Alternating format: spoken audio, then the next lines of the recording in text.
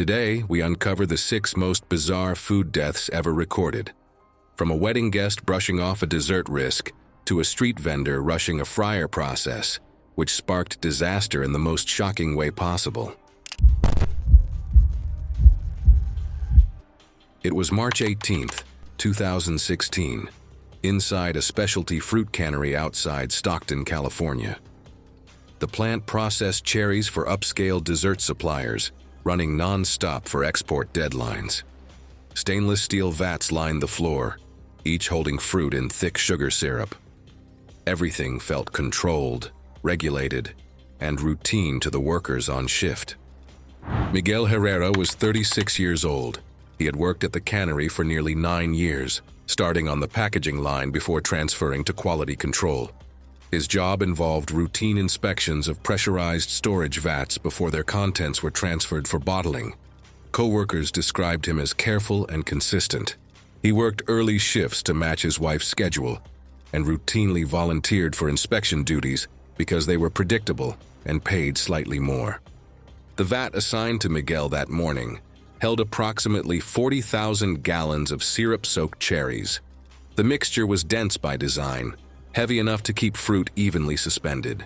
The tank operated under low internal pressure to prevent contamination, but the total head weight of the filled vat created significant outward force at the lower access seals. Maintenance logs showed a gasket along the rear access port had been repaired several weeks earlier after a pressure fluctuation, but subsequent readings fell within acceptable limits. At 9:42 a.m., Miguel climbed onto the inspection platform behind the tank. The space between the vat and the concrete wall was narrow, intended only for brief visual checks. Security footage later showed him standing upright in the corridor, holding a flashlight and leaning forward to examine the seal. The gasket failed without warning. The rear access seal ruptured outward, releasing a sudden surge of cherries and syrup. The pressurized contents discharged forcefully into the service corridor, striking Miguel and driving him backward against the concrete wall.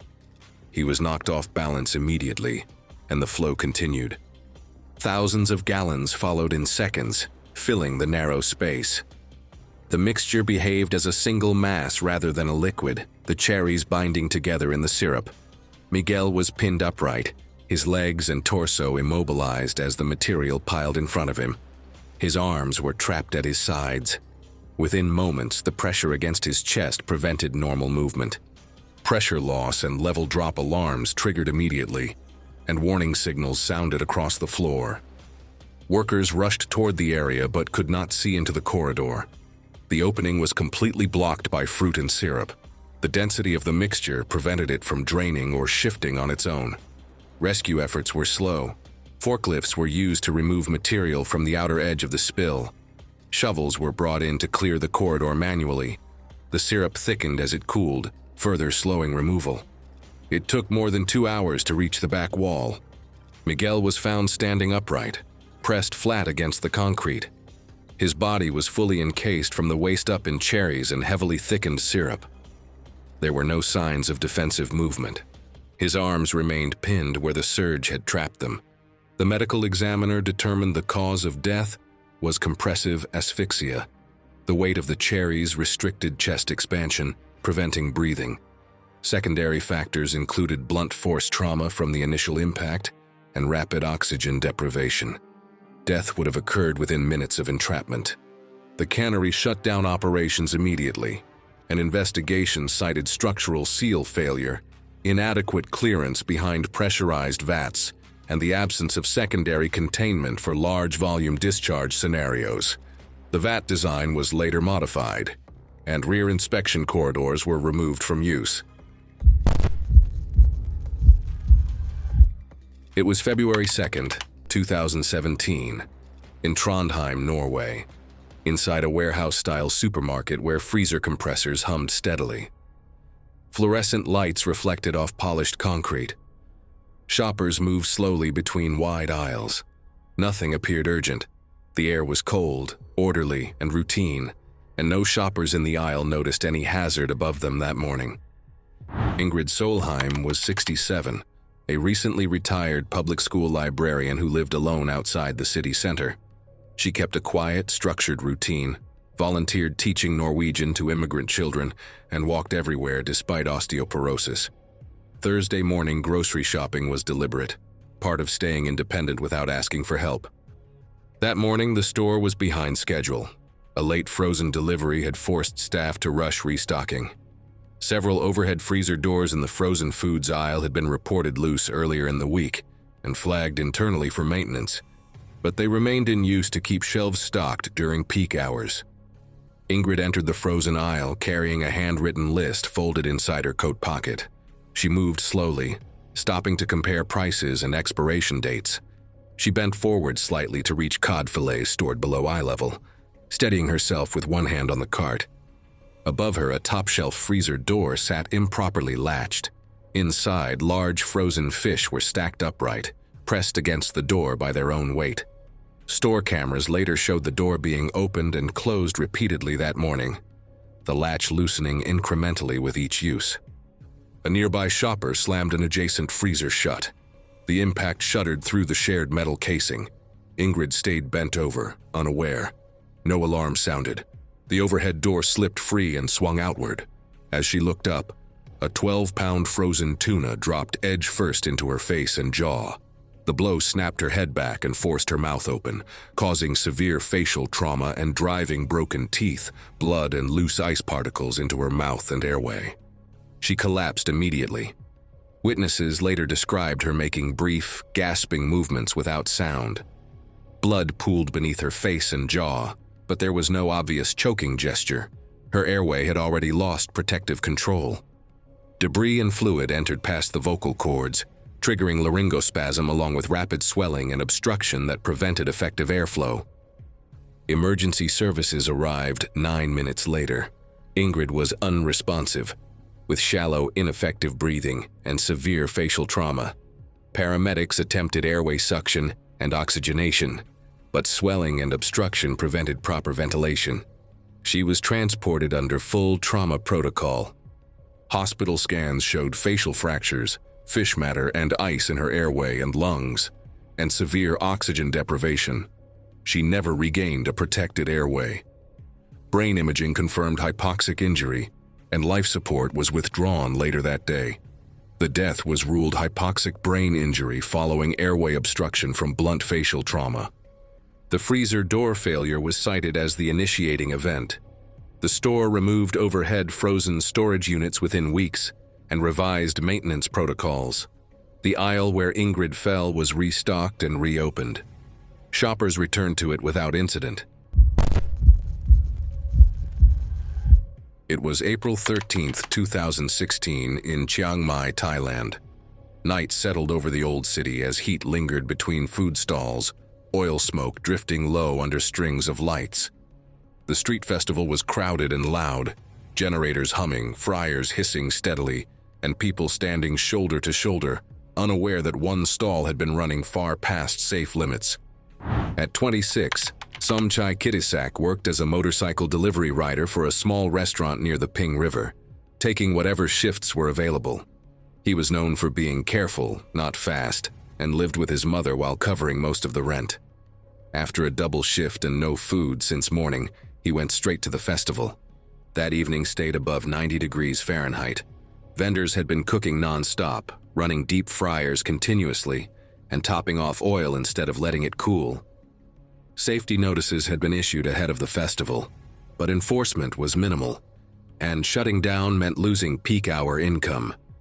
At the fried chicken stall, the fryer oil had been breaking down for hours. The surface shimmered violently, darker than normal, releasing thick smoke that irritated nearby eyes. The vendor noticed the oil popping harder than usual. Instead of shutting it down, he reached for a plastic jug of water kept under the table, believing a quick pour would cool it enough to continue.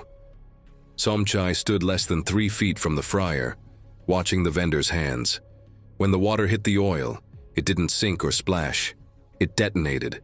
The water flashed into steam, forcing burning oil upward and outward in a violent blast. Flames rolled across the stall and into the crowd almost instantly. Somchai absorbed the impact. His shirt ignited across the chest and shoulders. Burning oil struck his neck, jaw, and mouth, with superheated droplets and oil mist entering as he inhaled. Witnesses later described a single scream that broke into a choking sound. He staggered backward, arms raised but uncoordinated, as heat surged into his face. People nearby slipped and fell trying to escape. The fire collapsed as fast as it formed, leaving smoke and the sharp smell of burned oil and fabric. Somchai fell onto the pavement. His breathing was loud and wet, each breath shorter than the one before. His lips blistered and darkened. He tried to inhale but produced only a rough rasp as his airway began to close from heat damage and inhaled oil mist. Emergency services were called immediately. Festival staff cleared the space while fire suppression was used on the stall. Somchai remained motionless, his chest barely rising.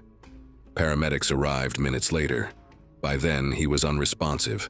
Attempts to help him breathe failed because severe airway swelling prevented effective ventilation. His heart stopped at the scene. He was transported to the hospital but pronounced dead shortly after arrival. The postmortem determined the cause of death was thermal inhalation injury after he inhaled superheated oil and vapor. Internal airway burns and swelling blocked airflow within minutes. His skin burns were serious but not the primary fatal factor. Investigators measured fryer temperatures well above safe limits and confirmed that water had been poured into overheated oil. Witness recordings and stall inspections matched the sequence. No equipment defect was identified. The festival later prohibited deep fryers and required fire safety inspections.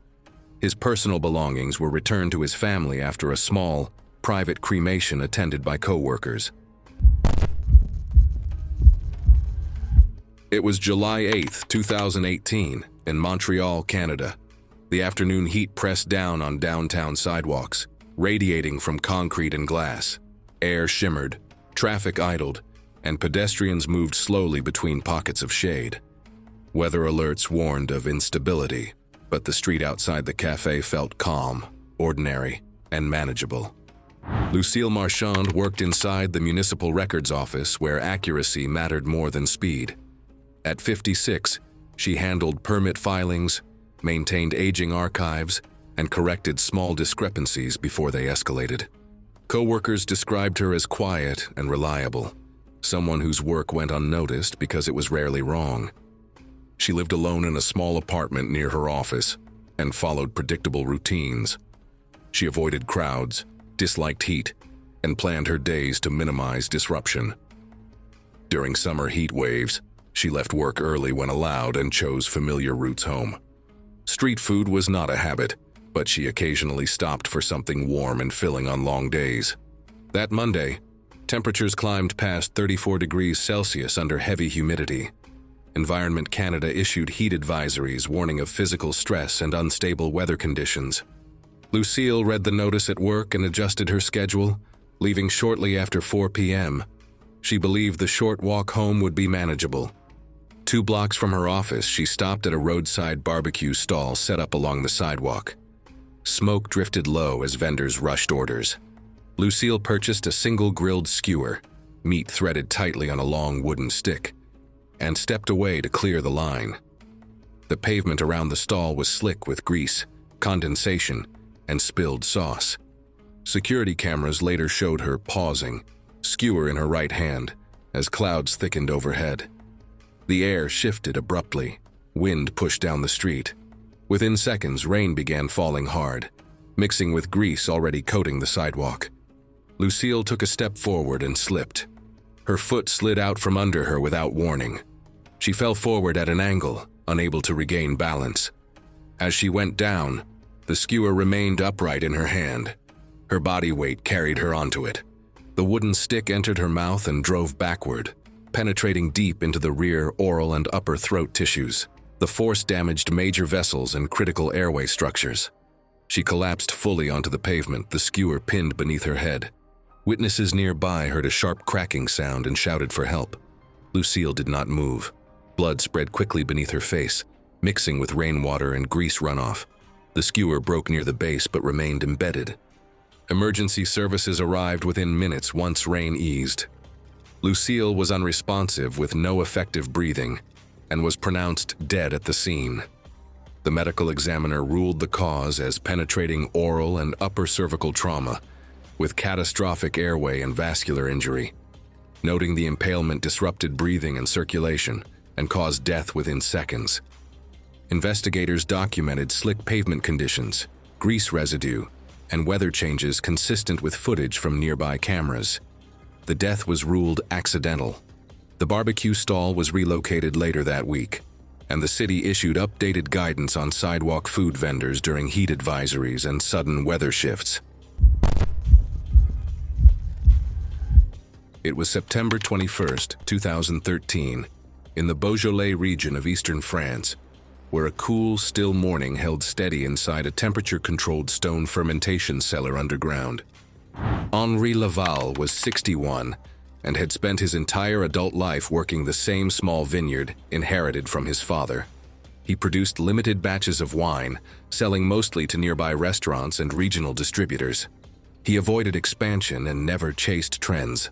Henri believed good wine came from attention, not scale, and that too much technology interfered with judgment. He rejected automation almost entirely. While neighboring wineries installed digital sensors and automated alarms, Henri kept handwritten logs and relied on his senses. He trusted smell, sound, and habit more than meters. He trained his son in the business years earlier, but still insisted on handling cellar work himself, especially fermentation checks, which he considered personal responsibility. That week's fermentation was more active than usual.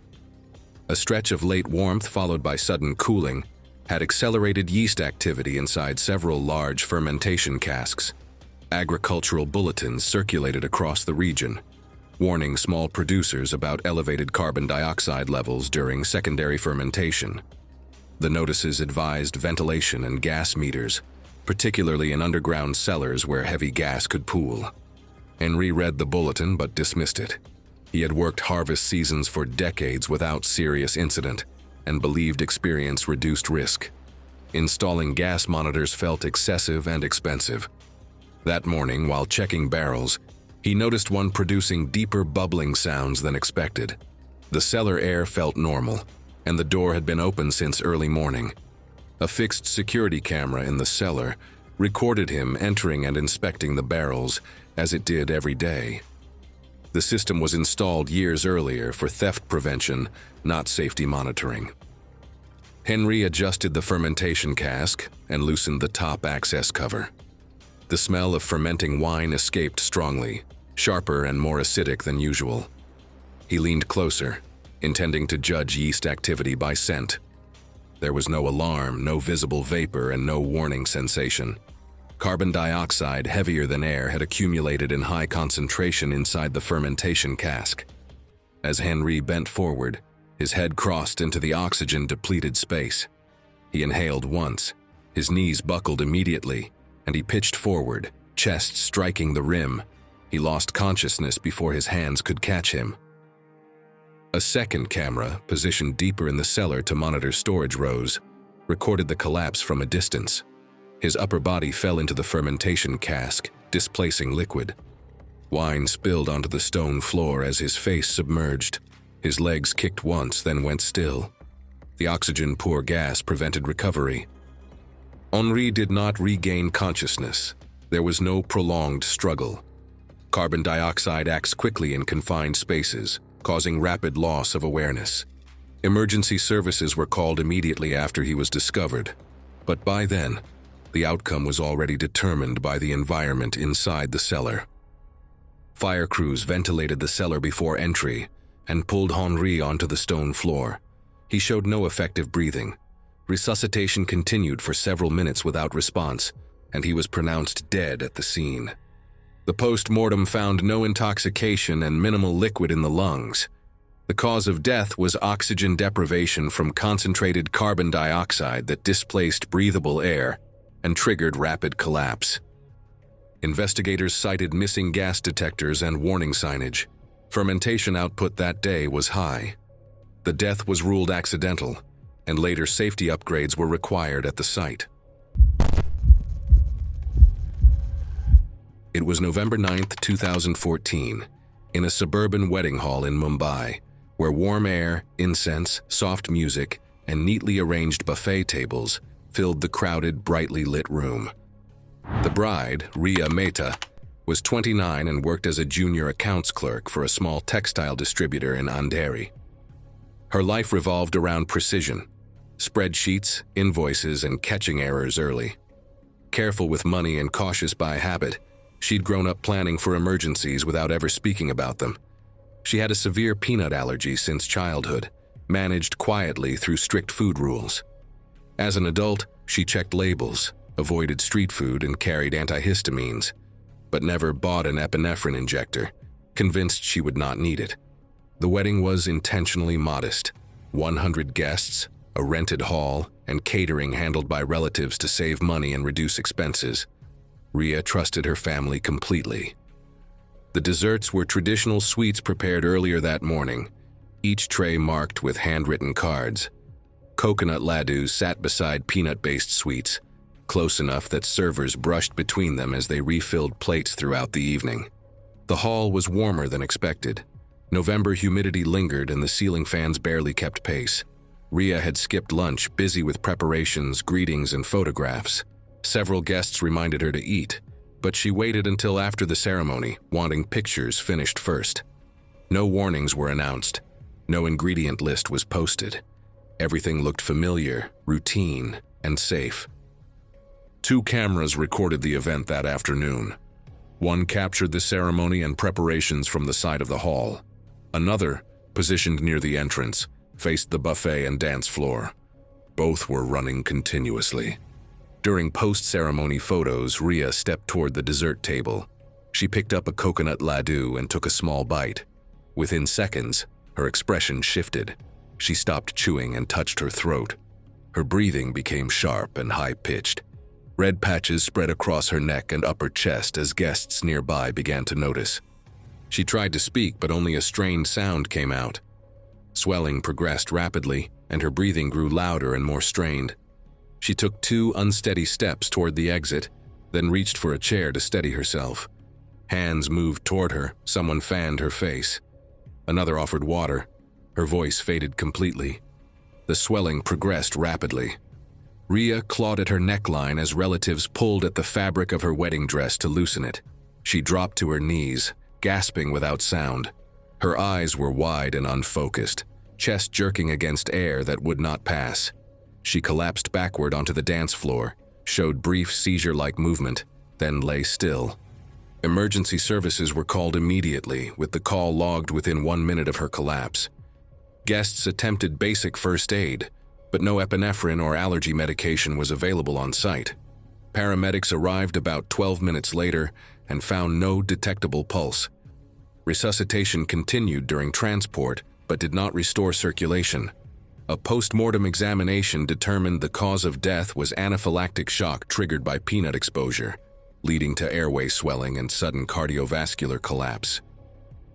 Investigators later confirmed peanut protein on the coconut laddu tray and shared utensils, indicating cross-contamination. The death was ruled accidental, and the venue later required allergen labeling and controlled catering. Thank you for watching. If you're ready to see more videos like this, click right here.